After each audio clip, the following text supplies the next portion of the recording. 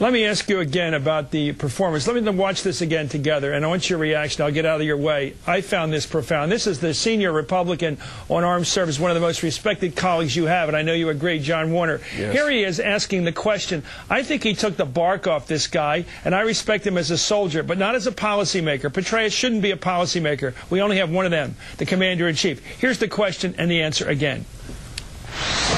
Are you able to say at this time, if we continue what you have laid before the Congress here as a strategy, do you feel that that is making America safer?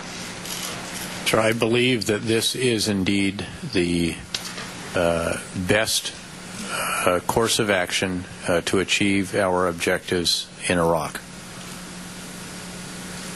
Does that make America safer?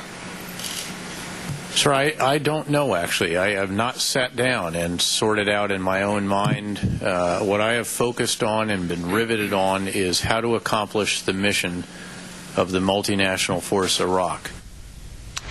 You know, Senator, you have the port in which the Dover, Delaware, where the bodies come back. I hate talking about this. I know you do, too. But if the commander over there can't justify the deaths of these soldiers because it serves a national purpose and makes us safer, then what the hell are we doing there? We shouldn't be there, Chris. We should not be there now. We've got to get out of there. Look, Chris, on my way back, I was supposed to fly out this last Friday on a C-130.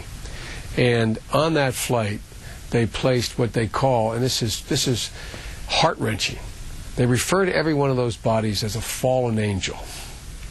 They put 6 fallen angels on that aircraft. And, you know, Chris, what do you say? Why did they fall? What do you say? What do you say to their parents? What do you say to those troops? And you know what?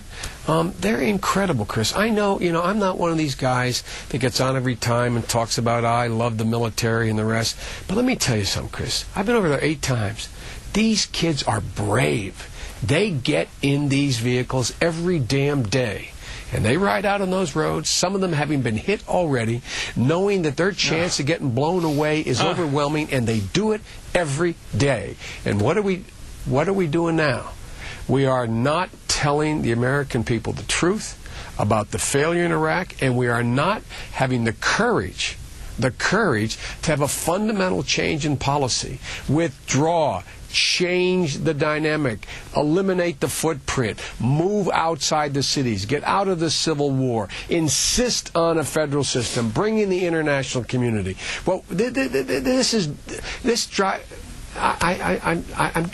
I'm getting myself angry. I understand, Senator. You're very emotional about this because you've talked to me and I've watched you on television, not just with you personally, but watched you on television talking about the need to give these men the equipment to protect them, the vehicles to protect them from IEDs. And I keep thinking about General Eisenhower. I didn't serve in the military. I was in the Peace Corps. But let me tell you something. General Eisenhower, when he met with the troops on D-Day, right before they took off and risked their lives and lost them in many cases, he said, "Good luck, soldier." Imagine if he'd said to them, "Good luck, soldier. I don't know what the hell you're fighting for. I don't know if this is going to make our country any safer or not." It's unimaginable. It's unimaginable that Petreaus came before the U.S. Senate and spoke. Imagine what this is going to sound like on Armed Services Radio tonight and television when they watch their commanders say they don't know what they're making, whether they're making America safer or not. Chris, and he's asking them to go into battle every day. It's maddeningly stupid.